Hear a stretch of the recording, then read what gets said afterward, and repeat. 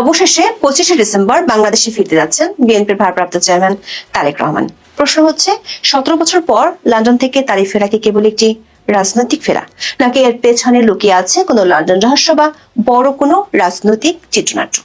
তারেক রহমানের এই ফেরার ঘোষণার সাথে সাথে রাজনৈতিক অঙ্গনের যে পরিমাণ নাটকীয়তা এবং জনমনে যে অসংখ্য প্রশ্ন তৈরি হয়েছে, তার সমসাময়িক অনেক ইস্যুকে ছাড়িয়ে গেছে। কারণ এই ফেরার পেছনে অনেক যদি এবং কিন্তু রয়ে গেছে। বিশেষ করে আওয়ামী লীগের পতনের পর এবং সবগুলো মামলা থেকে খালাস পাওয়ার পরও ফেরেননি তারেক রহমান। এমনকি মায়ের অসুস্থতার সময়ও দেশে আসতে পারেননি তিনি। উল্টো বলেছেন, দেশে ফেরার সিদ্ধান্ত নেওয়াটা তার একার হাতে নেই। তখনই রাজনৈতিক বোদ্ধা থেকে শুরু করে সাধারণ মানুষের আলোচনায় প্রশ্ন উঠেছিল, কোন শক্তি আড়াল থেকে তারেক রহমানের দেশে ফেরার লাগাম টেনে ধরছে?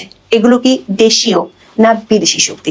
বিশেষ করে তারেক রহমানের অতীত রাজনৈতিক জীবনের সাথে জড়িত থাকা দেশি বিদেশি তিনটি পক্ষের সাথে আদৌ কোনো সমঝোতা হয়েছে কি না, এবং হলে সেটি কিভাবে, সেগুলো বরাবরের মতোই পর্দার আড়ালেই থেকে গেছে।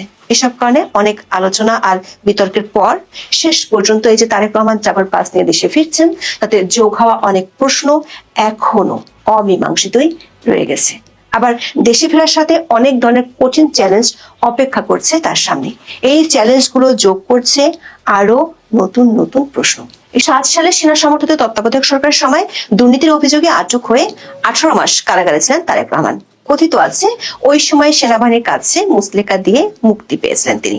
এরপর 2008 সালে সপরিবারে তিনি লন্ডনে চলে যান। 2024 সালের 5ই আগস্ট শেখ হাসিনার পতন বাংলাদেশের রাজনীতির খোল নলচে বদলে দেয়। এই পালা বদলের প্রধান সুবিধাভোগী হিসেবে আবির্ভূত হয় বিএনপি।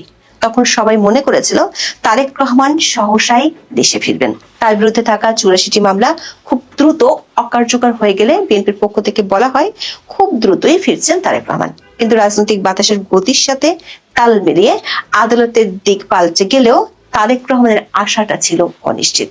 সবগুলো মামলা থেকে খালাস ও মামলাগুলো বাতিল হওয়ার পরও তিনি যখন ফিরছিলেন না, তখনই নানা ধরনের কথা শুরু হয়েছিল। বিশেষ করে মায়ের অসুস্থতার সময়ও তিনি যখন দেশে ফিরছিলেন না, তখন সমালোচনা কম হয়নি। ফিরছিলেন না বলে বলা ভালো, ফিরতে পারছিলেন না। এরপর গত 1 মাসে তারেক রহমানের দেশে ফেরা নিয়ে বহু প্রশ্ন নানান আলোচনায় আলোচিত হয়েছে। 25শে ডিসেম্বর তারেক রহমান ফিরলেও সে প্রশ্নগুলো এখনো অমীমাংসিতই রয়ে গেছে। প্রথম প্রশ্নটির সাথে জড়িত রয়েছে তারেক রহমানের নিজের একটি ফেসবুক পোস্ট। মায়ের অসুস্থতার সময় তারেক রহমান যখন ফিরছিলেন না, তখন তর্ক বিতর্ক এবং ধোঁয়াশার মধ্যে তিনি নিজেই দেন বিস্ফোরক এক পোস্ট। জানান তার দেশে ফেরার সিদ্ধান্ত ঝুলছে অদৃশ্য শক্তির হাতে। ফেসবুকে 29 নভেম্বর লেখেন, এমন সংকটকালে মায়ের স্নেহ স্পর্শ পাবার তীব্র আকাঙ্ক্ষা যে কোনো সন্তানের মতো তারও রয়েছে, কিন্তু অন্য আর সবার মতো এটা বাস্তবায়নের ক্ষেত্রে তার একক সিদ্ধান্ত গ্রহণের সুযোগ অবারিত ও একক নিয়ন্ত্রণাধীন নয়। তারেক রহমানের বক্তব্য ছিল চলমান রাজনীতিতে অনেকটা আকস্মিক বজ্রপাতের মতো। প্রশ্ন ওঠে, পরিবর্তিত রাজনীতির প্রধান নিয়ন্ত্রক হিসেবে যাকে মনে করা হচ্ছিল, তার এমন অসহায়ত্বের কারণ কি? রাজনীতির পুতুল নাচে কার হাতে রয়েছে সুতার আসল মালিকানা? তারেক রহমানের এই বক্তব্যে বিব্রতকর অবস্থায় পড়তে দেখা গিয়েছিল অন্তর্বর্তী সরকারকে। কয়েকজন উপদেষ্টা তড়িঘড়ি করে দাবি করেন, দেশে নিরাপত্তার কোনো সংকট নেই, দেশে আসা বা না আসার বিষয়টি পুরোপুরি নির্ভর করছে তারেক ও তার পরিবারের সিদ্ধান্তের উপর। বল তারেকের কোর্টে ছেড়ে দিতে সরকারের তৎপরতা ছিল চোখে পড়ার মতো। জনাব তারেক রহমান তার পোস্টে আরো লিখেছিলেন, স্পর্শকাতর বিষয়টি বিস্তারিত বর্ণনার অবকাশ সীমিত। রাজনৈতিক বাস্তবতায় এই পরিস্থিতি প্রত্যাশিত পর্যায়ে উপনীত হওয়া মাত্রই তার স্বদেশ প্রত্যাবর্তনের প্রতীক্ষার অবসান ঘটবে। এখন যেহেতু তারেক রহমান ফিরছেন, তাই প্রশ্ন উঠছে, সেই রাজনৈতিক বাস্তবতা আসলে কি এবং কারা সেই নিয়ন্ত্রক যাদের গ্রিন সিগন্যাল পাওয়ায় তারেক রহমান দেশে ফিরতে পারছেন? যদি তাই হয়, তাহলে তারেক রহমান কি স্বাধীনভাবে রাজনীতি করতে পারবেন, নাকি সেই আড়ালের পক্ষগুলোর সিদ্ধান্ত মেনে নিয়ে তাকে রাজনীতি? সবচেয়ে বড় প্রশ্ন হলো, সেই শক্তিগুলো কি বা তারা কারা যাদেরকে ম্যানেজ করে তারেক রহমানকে দেশে ফিরতে হলো? এক্ষেত্রে বিভিন্ন সময় 3টি পক্ষের কথা নানান আলোচনায় উঠে এসেছে। এগুলো হলো সেনাবাহিনী, ভারত ও আমেরিকা। বিএনপির প্রয়াত স্থায়ী কমিটির সদস্য ব্যারিস্টার মওদুদ আহমেদ তার কারাগারে কেমন ছিলাম বইতে লিখেছেন, এমনও হতে পারে খালেদা জিয়া সেনাবাহিনীদের জেনারেলদের সঙ্গে এই সমঝোতা করেছিলেন যে তারেক রহমান আপাতত নিজেকে রাজনীতিতে জড়াবেন না, এবং এই মর্মে তারেক রহমান কোনো সম্মতিপত্রে স্বাক্ষরও দিয়ে থাকতে পারেন। বিবিসি বাংলাকে রাজনৈতিক বিশ্লেষক মহিউদ্দিন আহমেদ বলেছেন, বাংলাদেশের রাজনীতিতে যুক্তরাষ্ট্র ও ভারতের অবস্থান গুরুত্বপূর্ণ।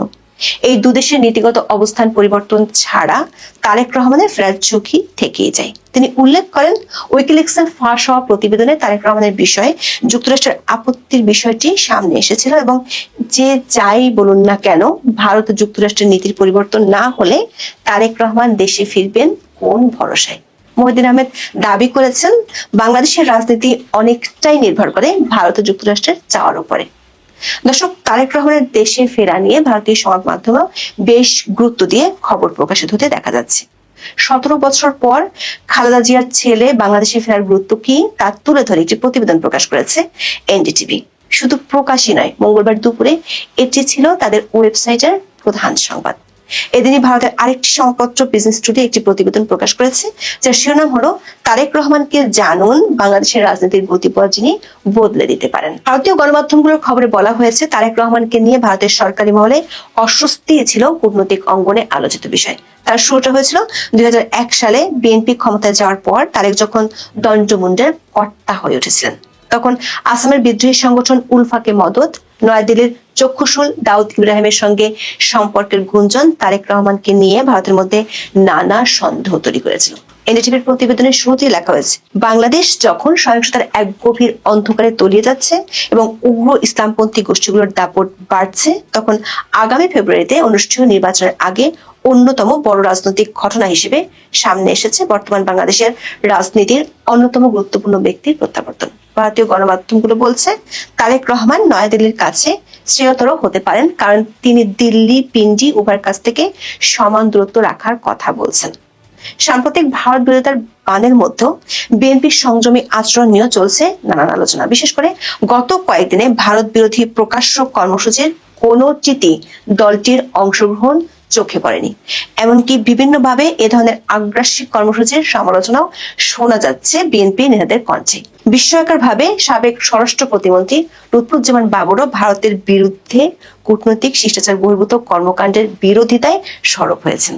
ভারতীয় দূতাবাস ঘেরার সমালোচনা করে 18 ডিসেম্বর ফেসবুকে তিনি লেখেন, কিছু তরুণ দেশপ্রেমের আবেগে ও ভূ রাজনীতি ও কূটনৈতিক শিষ্টাচার সম্পর্কে সীমিত ধারণা থেকে তার নাম ব্যবহার করে অনাকাঙ্ক্ষিত কর্মসূচিতে জড়িয়েছেন। এটি দুঃখজনক। দেশপ্রেম প্রশংসনীয়, তবে তা যেন রাজনৈতিক ও কূটনৈতিক শিষ্টাচার লঙ্ঘন না করে। সংবেদনশীল জাতীয় পরিস্থিতিতে সবাইকে শান্ত, সংযত ও দায়িত্বশীল থাকার আহ্বান জানান তিনি। সংশ্লিষ্ট সূত্রগুলো বলছে, মার্কিন যুক্তরাষ্ট্র তারেক রহমানের ব্যাপারে তাদের রিপোর্ট কার্ড নতুন করে দেখছে। দর্শক, তারেক রহমানের দেশে ফেরার মধ্যে আরো প্রশ্ন আছে যেগুলোর উত্তর এখনো পাওয়া যায়নি। বিবিসি বাংলার খবরে বলা হয়েছে, তারেক রহমান এতদিন কোন স্ট্যাটাসে লন্ডনে ছিলেন সে প্রশ্ন অমীমাংসিতই থেকে গেছে। আর তিনি যে এতদিন লন্ডনে বসবাস করেছেন সেখানে তার আয় ব্যয়ের উৎস কি ছিল? বিবিসি বাংলা বলছে, এর কোনো সঠিক উত্তর এখনো নেই। আরেকটি প্রশ্ন হলো, তারেক রহমান দেশে ফিরছেন ট্রাভেল পাস নিয়ে। বিএনপির পক্ষ থেকে বলা হচ্ছে, তিনি অ্যাসাইলাম স্ট্যাটাসে যুক্তরাজ্যে ছিলেন, তার কোনো বিদেশি পাসপোর্ট নেই। যদি বিদেশি পাসপোর্ট না থাকে তাহলে ট্রাভেল পাস না নিয়ে তিনি তো বাংলাদেশি পাসপোর্ট নিতে পারতেন, সেটি তিনি নিলেন না কেন? আবার ট্রাভেল পাস নিয়ে দেশে ফেরার পর তার কি লন্ডনে ফেরার সুযোগ থাকবে? বিএনপি নেতা সালাউদ্দিন আহমেদ বিবিসি বাংলাকে বলেছেন, পলিটিক্যাল অ্যাসাইলামকে নাগরিকত্ব বা অন্য কোনো দৃষ্টিকোণ থেকে দেখা উচিত নয়। যেদিন তারেক রহমান বাংলাদেশে ট্রাভেল পাস নিয়েছেন সেদিন পলিটিক্যাল অ্যাসাইলাম শেষ হয়ে গেছে। এসব অমীমাংসিত প্রশ্নের মধ্যে দেশে ফিরছেন তারেক রহমান, তাতে দেখা দিতে পারে নতুন চ্যালেঞ্জও। দীর্ঘদিন পর দেশে ফিরে খাপ খাওয়ানোর প্রশ্ন আছে। বিশেষ করে তার নিরাপত্তার সংখ্যাটি অনেকবারই সামনে এসেছে। যদিও অন্তর্বর্তী সরকার পক্ষ থেকে বলা হচ্ছে, তারেক রহমানের নিরাপত্তার কোনো সংখ্যা নেই এবং সরকার তার সর্বোচ্চ নিরাপত্তা নিশ্চিত করবে। কিন্তু ঘর পোড়া গরু যেমন সিঁদুরে মেঘ দেখলে ভয় পায়, তেমনি বাংলাদেশের দুই প্রধান রাজনৈতিক দলের দুই পরিবারের সদস্যদের নিরাপত্তার বিষয়টি অতীতে বহুবারই শঙ্কার মুখে পড়তে দেখা গেছে। সরকার যদি সর্বোচ্চ নিরাপত্তার ব্যবস্থা করে তাহলে যে নির্বাচনকে সামনে রেখে তারেক রহমান দেশে ফিরছেন সে নির্বাচনে জনসংযোগ কি তিনি অবাধে করতে পারবেন? সাথে আছে 2001 থেকে 2007 সাল পর্যন্ত তারেক রহমানের বিরুদ্ধে যেসব অভিযোগ ছিল সেগুলো সুস্পষ্ট জবাব দিয়ে আস্থা ফেরানোর সংকট। অনেকে মনে করেন 2001 থেকে 2006 মেয়াদের বিতর্কিত হাওয়া ভবন কেন্দ্রিক দুর্নীতির অভিযোগ তা কাটিয়েছে তিনি কিভাবে আধুনিক ও অন্তর্ভুক্তিমূলক রাজনীতিক হিসেবে নিজেকে প্রতিষ্ঠিত করবেন সেটি এখন তার জন্য বড় চ্যালেঞ্জ। আছে দলের শৃঙ্খলা বজায় রাখা, জামাতকে সামলানো এবং ভারতের সাথে সেই দিল্লি নয় পিন্ডি নয় বাংলাদেশ ফার্স্ট পররাষ্ট্রনীতি বাস্তবায়ন করার চ্যালেঞ্জ। আপাতত এসব চ্যালেঞ্জ নিয়ে খুব বেশি চিন্তিত না হয়ে বিএনপি চায় তারেক রহমানের প্রত্যাবর্তনের দিনটি যেন উৎসবের রূপ নেয়। সেজন্য বিএনপি ব্যাপক প্রস্তুতি নিয়েছে। তারেক রহমানের সমর্থকদের সুবিধার্থে 10টি গুরুত্বপূর্ণ রুটে বিশেষ ট্রেন পরিচালনার জন্য রেল মন্ত্রণালয়ে আবেদন করা হয় এবং সরকার তা অনুমোদন করেছে। পাবনা, রাজশাহী, কক্সবাজার, যশোর এবং পঞ্চগড়ের মতো প্রান্তিক এলাকাগুলো থেকে নেতাকর্মীদের ঢাকায় আনতে এই বিশেষ ব্যবস্থা করা হয়েছে। যদিও এর ফলে 25 ডিসেম্বর কিছু লোকাল ট্রেন চলাচল স্থগিত থাকবে, যা সাধারণ যাত্রীদের জন্য কিছুটা ভোগান্তির কারণ হতে পারে, কিন্তু রাজনৈতিক শক্তির মহড়া দেখাতে এটি অপরিহার্য বলে মনে করছে বিমানবন্দর থেকে তার গুলশানের বাসভবন পর্যন্ত নিরাপত্তা বলয় করে তোলা হচ্ছে। একদিকে থাকবে রাষ্ট্রীয় পুলিশ ও গোয়েন্দা বাহিনীর নজরদারি, অন্যদিকে থাকবে বিএনপির নিজস্ব চেয়ারপারসন সিকিউরিটি ফোর্স বা সিএসএফ। বিমানবন্দরে সাধারণ যাত্রীদের প্রবেশাধিকার সীমিত করা হয়েছে। বিশ্লেষকরা মনে করেন 25 ডিসেম্বর দেশে ফেরার পর থেকে নতুন পুরাতন সবগুলো চ্যালেঞ্জ একসাথেই হয়তো মোকাবেলা করতে হতে পারে তারেক রহমানকে। তারেক রহমানের ফেরাটা অনেকটা সেই মেঘ দেখে কেউ করিস নে ভয়, আড়ালে তার সূর্য হাসে কবিতার মতো। সূর্য হাসবে নাকি মেঘ আরো ঘনীভূত হবে সেটা সময় বলবে।